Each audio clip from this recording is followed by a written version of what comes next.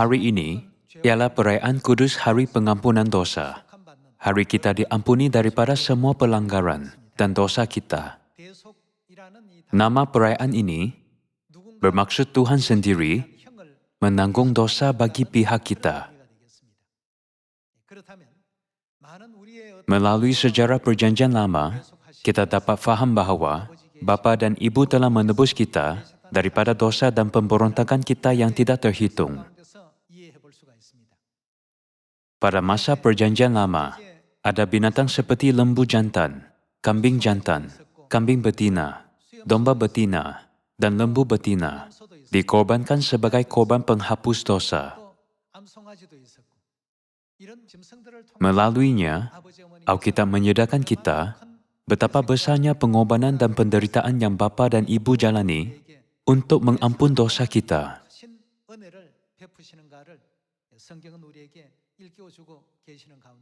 Hari ini, janganlah hanya berfikir, hari ini ialah Hari Pengampunan Dosa, perayaan yang kita sambut pada hari ke-10 bulan ke-7 mengikut kalendar suci. Sebaliknya, kita harus bersyukur dan memuliakan Tuhan sambil ingat penderitaan yang Bapa dan Ibu jalani demi menyelamatkan serta membebaskan kita daripada hukuman neraka yang kita ditakdirkan pergi. Semasa menjalani kehidupan kita, kadangkala kita menghadapi pelbagai jenis situasi yang merisaukan, menyakitkan, dan sukar. Walaupun itu kesakitan yang kecil, kita menganggapnya sesuatu yang besar. Namun, Tuhan menanggung semua kejahatan kita dalam kesakitan yang tidak terperi. Pendosa sememangnya harus membayar dosa sendiri. Namun, Tuhan yang tiada dosa memikul dosa bagi kita dengan dikorbankan di atas salib, supaya kita dibebaskan daripada dosa. Memikirkan ini, kita harus mengucap syukur dalam segala hal, selalu mengingati pengorbanan suci Bapa dan Ibu yang terkandung dalam Hari Pengampunan Dosa. Apabila kita menghadapi kesulitan, kita harus berfikir, betapa besar lagi kesulitan yang ditanggung oleh Tuhan untuk mengampuni dosa kita, dan apabila berada dalam kesakitan yang kecil, kita perlu berfikir, Tuhan mengalami kesakitan yang lagi kuat daripada ini demi keselamatan kita. Dengan ini, kita akan berhati-hati agar kata-kata rungutan atau keluhan terhadap kesulitan, kesakitan, atau penderitaan kita sekarang tidak terkeluar dari mulut. Betapa sulit, sakit, dan sepi lagi yang Tuhan alami sepanjang 6,000 tahun hanya demi keselamatan kita. Kita harus memikirkannya sekurang-kurangnya sekali. Bahkan murid-murid yang Yesus kasihi dan percayai pun, semua mudah mengkhianatinya, serta melarikan diri demi hidup. Tiada seorang pun di sana berdiri di sisi Bapa dan menyenangkannya. Sekurang-kurangnya sekali pada Hari Pengampunan Dosa ini, kita harus betul-betul fikir betapa sepinya Bapa dalam situasi itu. Dengan demikian, kita harus menyadari bahawa kesepian, kesakitan, dan penderitaan yang kita hadapi sekarang bukanlah apa-apa dibandingkan dengan apa yang Tuhan lalui. Mari lihat buku Zefania, bab 3 ayat 18. Bab 3 ayat 18. Aku akan mengumpulkan umat yang berasal daripadamu, yang pilu mengenangkan hari perayaan, yang telah menanggung beban celaan. Bukankah ini tentang perayaan yang ditetapkan Tuhan? Aku akan mengumpulkan umat yang berasal daripadamu, yang pilu mengenangkan hari perayaan, yang telah menanggung beban celaan. Sesungguhnya, pada waktu itu aku akan bertindak terhadap semua yang menindas engkau. Aku akan menyelamatkan yang tempang dan mengumpulkan yang terbuang. Rasa aib mereka akan kuganti dengan puji-pujian dan kemasyhuran di seluruh bumi. Pada waktu itu aku akan membawa kamu pulang, yaitu pada waktu aku mengumpulkan kamu. Aku akan menjadikan kamu termasyhur dan terpuji di antara segala bangsa di bumi. Pada waktu aku memulihkan keadaanmu di hadapan matamu sendiri. Demikianlah firman Tuhan. Alkitab jelas meramalkan bahawa Tuhan pasti akan memenuhi janjinya untuk menjadikan umatnya yang menyambut perayaan, termasyhur dan terpuji di antara segala bangsa di bumi. Kini, banyak orang berkata, saya percaya Tuhan. Namun, kita perlu mempunyai pemahaman yang mendalam tentang perayaan agar menghormati dan menyembah Tuhan dengan betul. Jadi, bagaimanakah hari pengampunan dosa disambut pada masa Perjanjian Lama? Mari kita pastikan ini melalui buku Imamat, bab 16 ayat 5. Dari umat Israel ia harus mengambil 2 ekor kambing jantan untuk korban penghapus dosa dan 1 ekor domba jantan untuk korban bakaran. Kemudian Harun harus mempersembahkan lembu jantan yang akan menjadi korban penghapus dosa baginya sendiri dan dengan demikian mengadakan pendamaian baginya dan bagi keluarganya.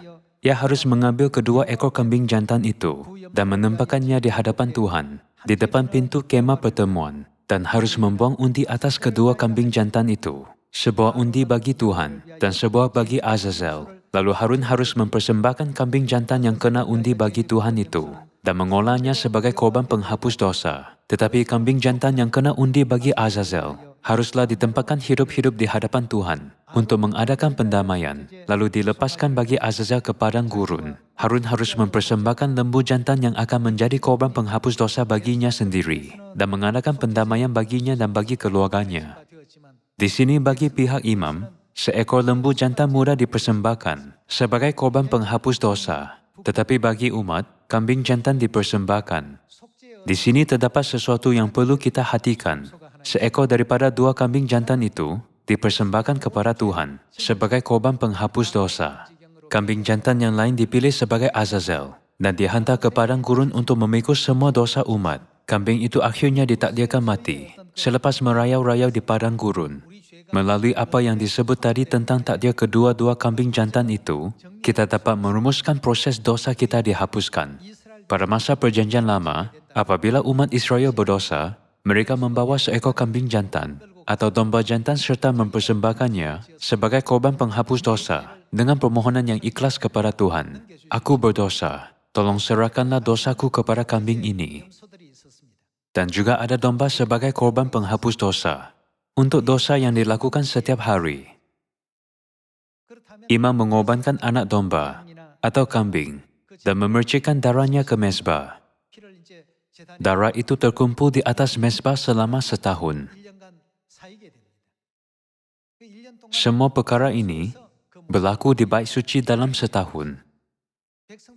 Apabila umat berdosa, dosa mereka diserahkan kepada binatang dan korban penghapus dosa itu dibawa ke imam dan dipersembahkan di mezbah.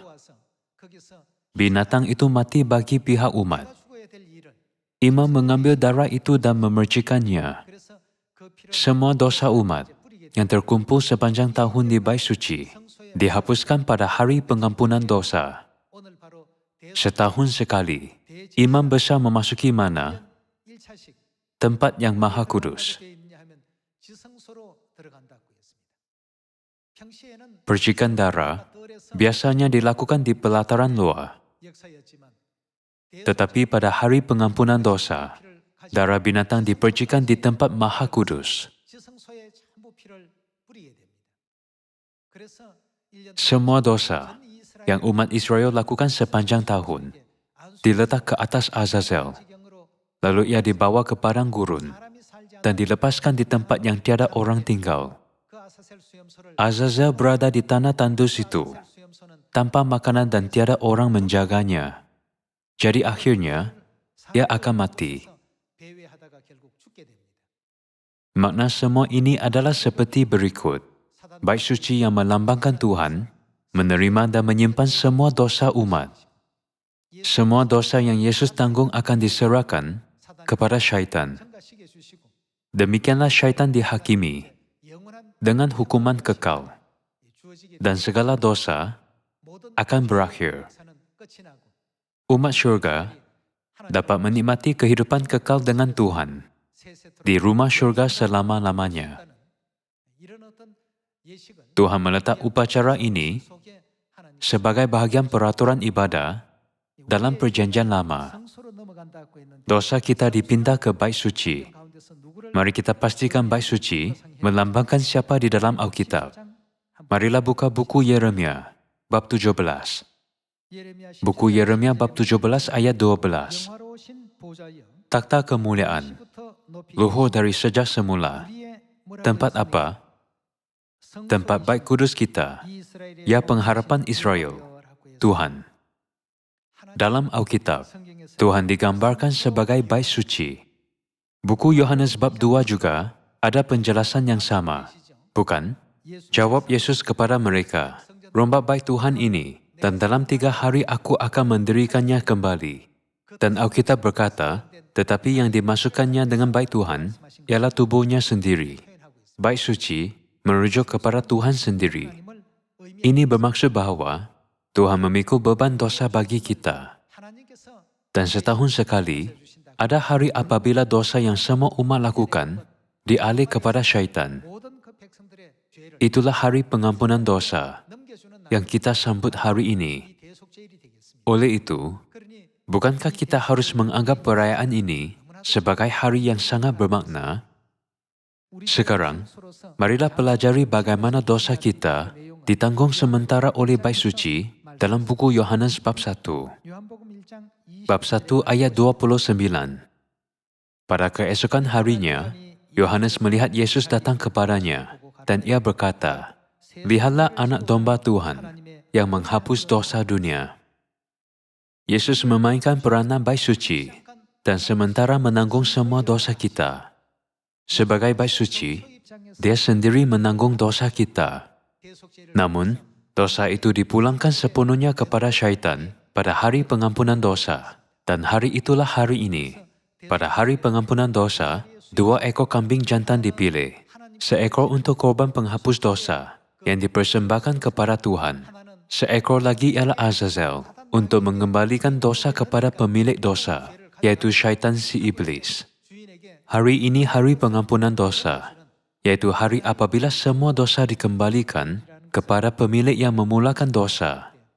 Selama 1500 tahun, dari zaman Musa hingga zaman Yesus, Tuhan mengajar kita melalui sistem korban binatang yang dipersembahkan semasa perayaan, cara dia menjalankan keselamatan setiap roh kita. Fikirkanlah baik-baik, mengapakah Tuhan mengajarkan ini selama 1500 tahun? Tuhan menjadi korban penghapus dosa disebabkan banyak dosa dan pemberontakan kita. Dia menghadapi kesakitan besar, sehingga dia melewati garis kematian setiap hari. Demikianlah darah dipercikan di mezbah. Pada hari pengampunan dosa ini, semua dosa kita dipindah kepada syaitan si iblis yang memulakan dosa. Melalui seorang nabi, Tuhan menyampaikan ramalan bahawa Tuhan yaitu bait suci menanggung kejahatan kita pada hari pengampunan dosa. Mari melihat buku Yesaya, bab 53 ayat 1. Bab 53 ayat 1. Siapakah yang percaya kepada berita yang kami dengar, dan kepada siapakah tangan kekuasaan Tuhan dinyatakan? Sebagai taruk ia tumbuh di hadapan Tuhan, dan sebagai tunas dari tanah kering. Ia tidak tampan, dan semaraknya pun tidak ada sehingga kita memandang dia, dan rupa pun tidak, sehingga kita menghinakannya. Dia dihina dan dihindari orang, seorang yang penuh kesengsaraan, dan yang biasa menderita kesakitan. Ia sangat dihina, sehingga orang menutup mukanya terhadap dia, dan bagi kita pun dia tidak masuk hitungan. Ia dihina dan dihindari orang. Dia menderita kesengsaraan disebabkan dosa kita. Namun, kita menganggapnya tidak penting. Adakah Tuhan perlu diletakkan dalam kedudukan seperti ini? Walaupun dia dihina dan tidak dihormati, dia tidak bersungut atau mengeluh ketika mengambil jalan itu. Memandangkan Tuhan mengambil jalan seperti itu, kita harus membimbing saudara-saudari bongsu yang tidak matang secara rohani ke jalan syurga, supaya mereka dapat mengikuti kehendak Bapa dan Ibu. daripada dihormati dan disanjung oleh manusia di dunia, kemudian pergi ke neraka.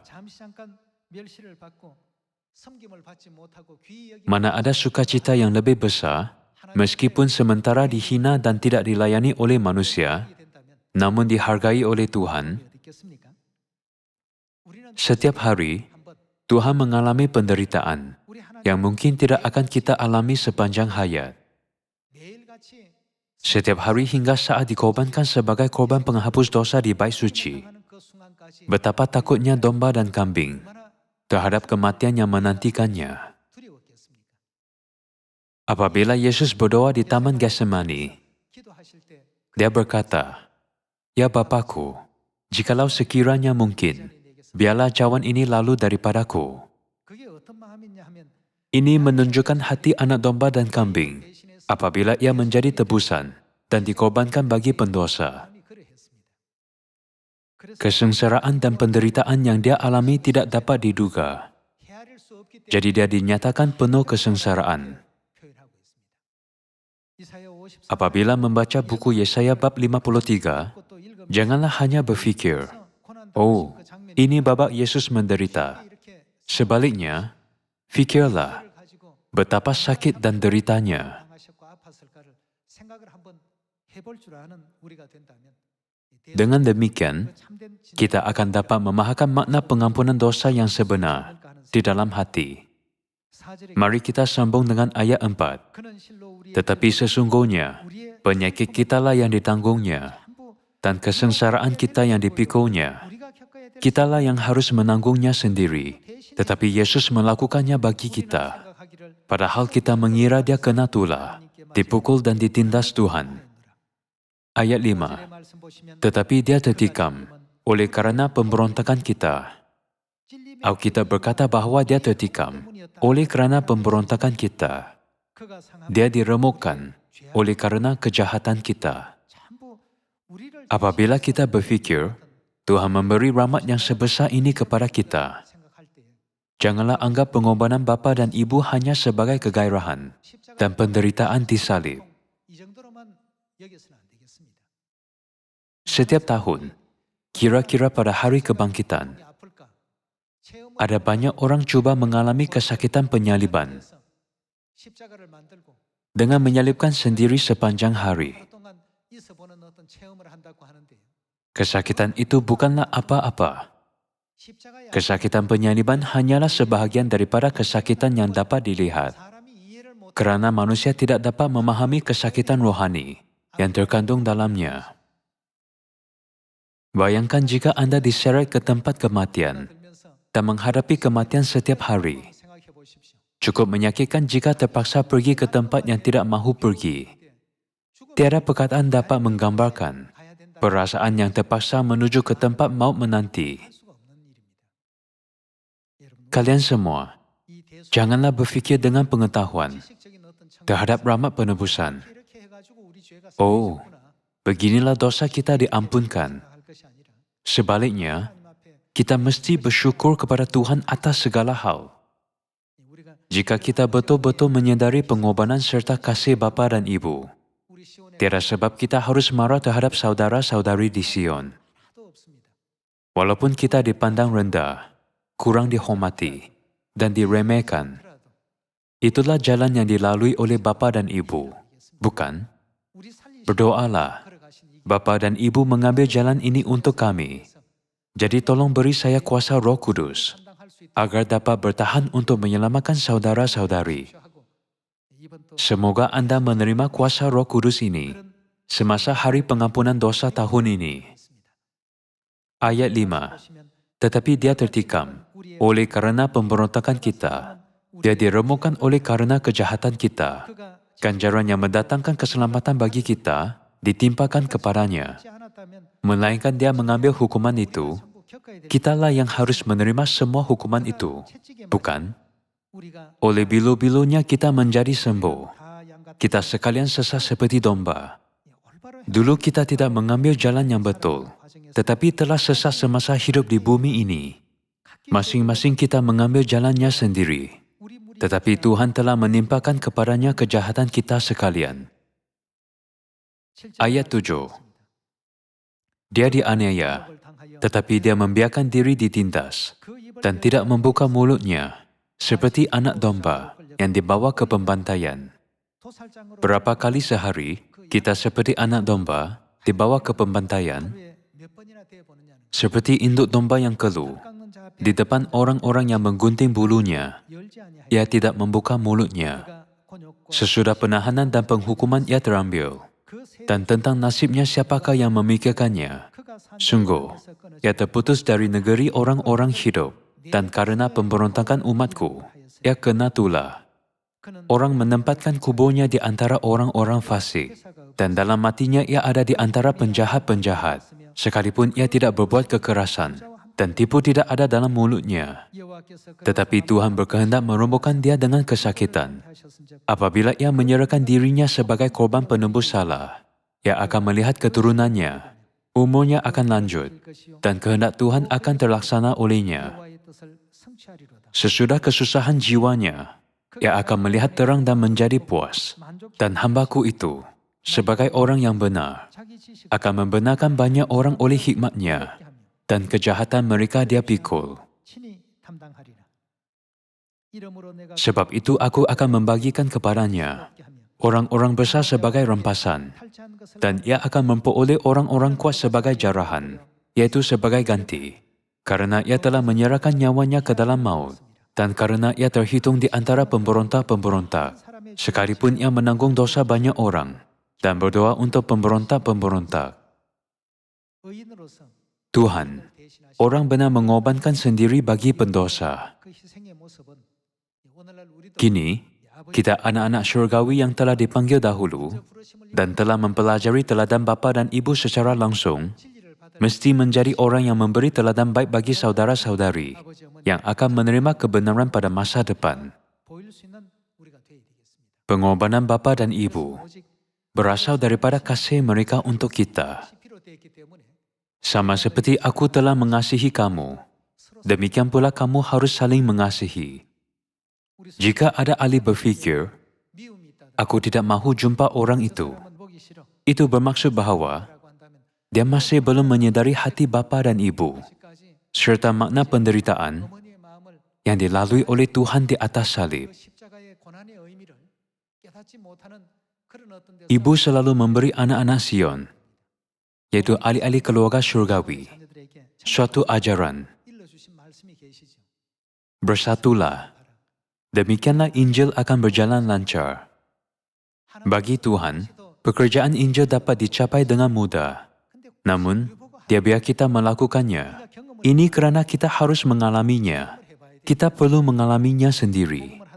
Semasa menginjil, mungkin ada ahli yang kurang melayani kita. Kadangkala kita tidak dihormati. Semasa melakukan kerja Tuhan di tempat yang terhormat, fikirkanlah, betapa susahnya Bapa, betapa sepinya Dia. Kita terluka disebabkan satu perkataan dan benci melihat ahli itu. Namun Tuhan menanggung dan bertahan banyak dosa kita. Janganlah pandang ringan terhadap penghinaan Tuhan di atas salib atau meringkaskannya sebagai pengorbanan salib.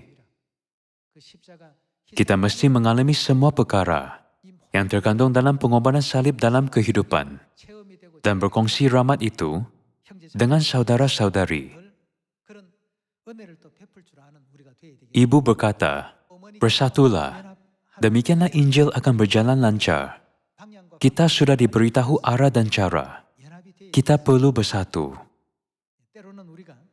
Kita kadangkala harap semua ahli keluarga Sion tiada kekurangan. Namun, Tuhan tidak menciptakan kita sebegitu. Mengapa? Agar kita bersatu dengan indah. Jika nyanyian baru yang kita nyanyikan dengan rahmat hari ini, semua digubah dengan nota yang sama, bolehkah kita terharu dengan muzik itu? Ada nota yang tinggi dan ada yang rendah. Nota yang rendah dan tinggi menyentuh hati kita. Bukankah muzik hebat dihasilkan apabila semua nota berbeza? Ada ahli berbakat dalam kerja, ada yang sederhana, dan ada yang tidak. Sama ada iman kita dalam Tuhan kuat atau lemah, kita bersatu seperti nota yang panjang dan pendek untuk berharmoni. Dengan masing-masing memainkan peranan yang terbaik, kita dapat memainkan nyanyian baru yang mengharukan. Betul? Jadi kita harus faham pengorbanan Tuhan untuk menebus dosa kita pada hari pengampunan dosa ini. Jika memahami kasih dan pengorbanan Tuhan, bukankah kita juga harus berkorban sedikit sebelum pergi ke syurga? Bapa dan Ibu datang ke bumi ini demi kita, walaupun mereka tidak diakui atau dihormati. Jadi, kita perlu berfikir sekali lagi pada hari pengampunan dosa, bagaimana mereka dihina dan mengalami kesakitan itu demi kita. Hari ini, apa yang boleh saya lakukan untuk saudara-saudari? Saya percaya Bapa dan Ibu akan melihat hati kita dan terus menghantar buah yang telah mereka sediakan ke Sion. Tolong ingatlah rahmat penebusan Tuhan yang tidak terbatas pada hari pengampunan dosa dan pahakan nyala di hati Anda. Dengan ini saya ingin tambahkan khotbah hari ini. Sekian, terima kasih.